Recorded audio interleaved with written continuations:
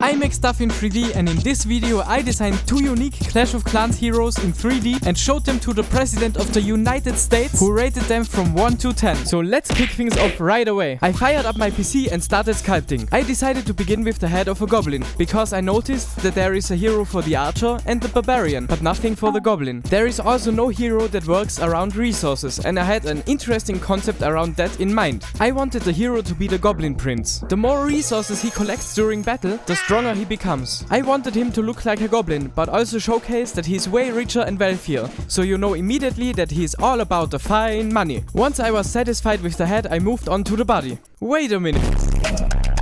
That's when I had to summon my inner Leonardo da Vinci to give him a peak, anatomically accurate and rich looking physique.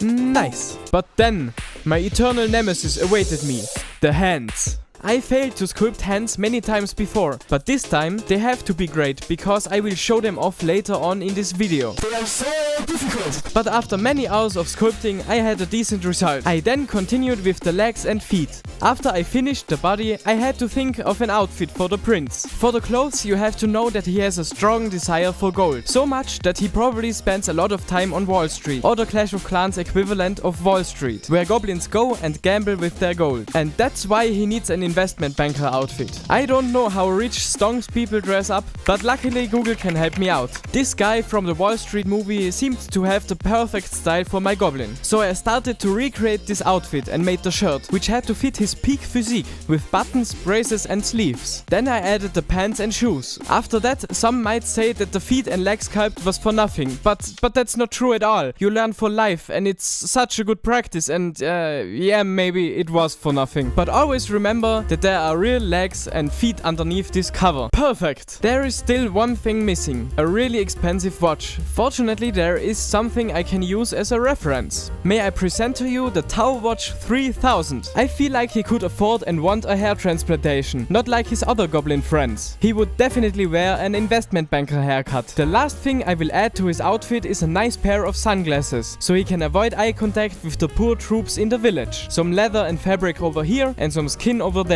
After some texture painting, this was the final result. So far so good, but how is he going to fight? It was time to get to the drawing board to create him a weapon. I thought a pistol would be appropriate. It should be simple, with just a few parts, and remind you of Clash of Clans. I used the guns of the musketeers as reference and wanted to add a gold storage, which stores the gold that the gun shoots. When I was satisfied with the concept, I went ahead, modeled it in 3D and textured it. Now that I have the full character, it is time for the animation. In my previous video I did all the animations myself, including the gameplay animations. I enjoy doing them, but they can be really time consuming. Thankfully, in 2023 there are tools available that can create animations with just a click of a button. All you have to do is provide them with your model, and they will send you back professionally crafted animations. They even offer animations specifically for pistol combat, which is exactly what I need. In Clash of Clans, every character has a unique sound, like the Hog Rider.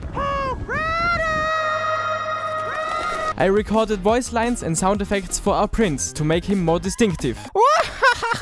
Pew, pew, pew. Now to his stats and his ability. He should start out quite weak, but when you fully charge him with resource collecting, he should be really strong. Maybe even stronger than the queen, but with less range. So you should keep an eye out for unprotected resource buildings and take advantage of them. Let the prince destroy them and watch him grow stronger than any other troop. He would be especially useful as a town hall assassin, but also an interesting cleanup option.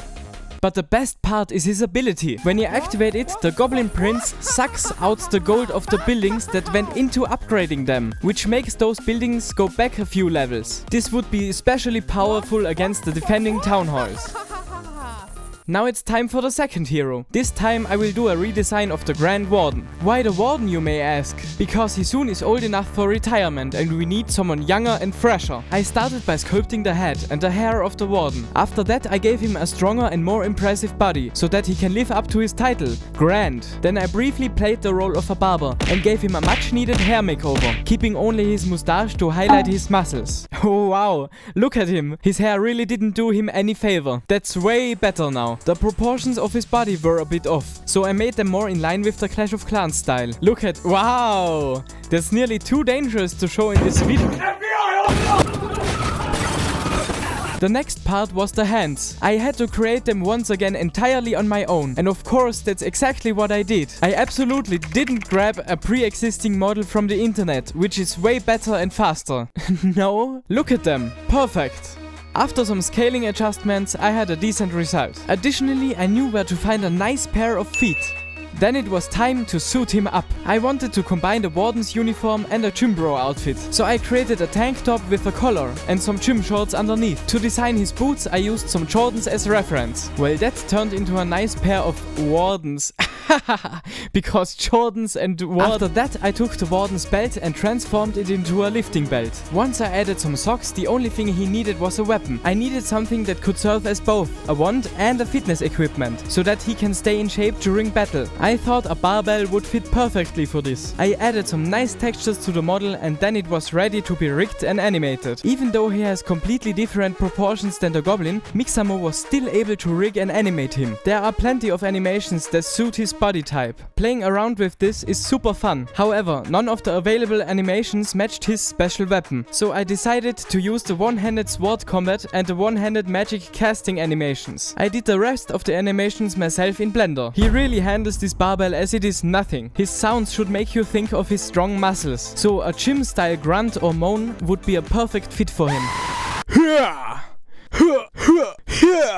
But how would he work? Listen up, the buff warden is completely different from the grand warden, not just in his appearance. His aura wouldn't help other troops to survive, but it would make him stronger when surrounded by other troops. He receives 25% of the damage and health of every troop that stands in the circle, making him the ultimate juggernaut with tons of damage and a giant load of health. When there are enough troops nearby, he can have up to 4000 DPS and 20,000 health, making even the strongest buildings melt down. He basically turns into the clan capital golem. And as a cherry on top, when you activate his ability, every troop in his circle deals 30% more damage. But he sits down to meditate. During that time, he takes up all the damage which the troops in his circle receive, and he unleashes the damage back onto the defenses in a devastating blow. Now it's time to let these concepts get a review.